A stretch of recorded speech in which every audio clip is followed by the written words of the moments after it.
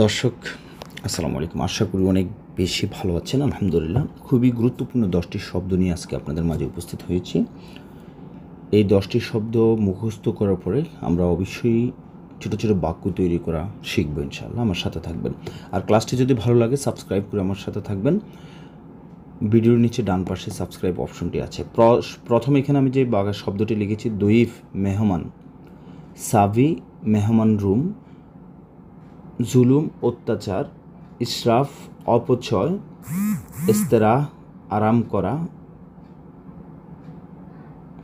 জেত তেল, জামাল উট, বাকার গরু, লাহাম মাংস, গানাম ছাগল। দর্শক,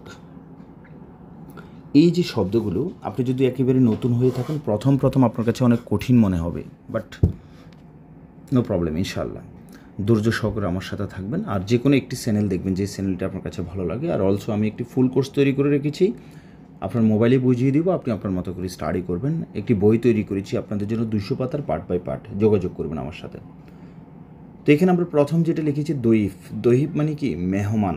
দেখেন, আরব দেশে অনেকেই আছেন, অনেক বাঙালি ভাই আমাদের, সম্মানিত আরব প্রবাসী ভাই আছেন, ওনাদের দেওয়ানিতে ডিউটি করে থাকেন। দেওয়ানি হচ্ছে আসলে যেখানে চা কফি গাওয়া বা ওনাদের মেহমান আড্ডা দেয়, বাসার লোকজন আড্ডা দেয়, এরকম সেটাকে দেওয়ানি হিসাবে বলা হয়ে থাকে।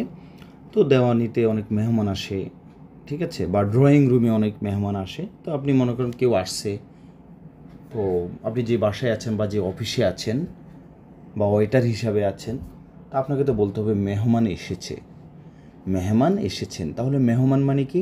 মেহমান মানে হচ্ছে দইফ। তাহলে এসেছেন, আসবে, আসিতেছেন, এটা ইজি দিয়ে বুঝাবেন, ইজি। সো আমরা এখানে পেয়েছি দইফ ইজি, মেহমান এসেছেন। দইফ ইজি, মেহমান এসেছেন। আবার আমি যদি বলি মেহমান কি আসবেন, দেখেন আমি যদি একটি শব্দ দিয়ে আজকের এই ক্লাসটি শেষ করি ইনশাল্লাহ, ঘন্টার পর ঘন্টা শেষ হবে, হয়তো আমার বক বকানি শেষ হবে না। বক বক করা মানে হচ্ছে গিরগির, ঠিক আছে, গিরগির মানে হচ্ছে বক বক করা। তো মেহমান কি এসেছেন? দইফ ইজি, মেহমান এসেছে। দইফ ইজি, মেহমান কি এসেছে, মানে একই বাক্য দিয়ে কথার শেষে ধাক্কা দিবেন, তখন সেটা প্রশ্নবোধক বাক্যে রূপান্তরিত হয়ে যাবে। আর নর্মালি আমরা যদি বলি দইফ ইজি, দইফ মানে মেহমান, ইজি মানে এসেছে বা আসতেছেন, ঠিক আছে, এটা অবস্থান ভেদে এক এক সময় এক এক রূপ ধারণ করে। কোনটা এক রূপ ধারণ করে? একই শব্দ। তো দইফ ইজি, মেহমান আসতেছেন। এখন আমি যদি ধাক্কা দিই, দেখেন দইফ ইজি, মেহমান কি আসতেছে বা মেহমান এসেছে।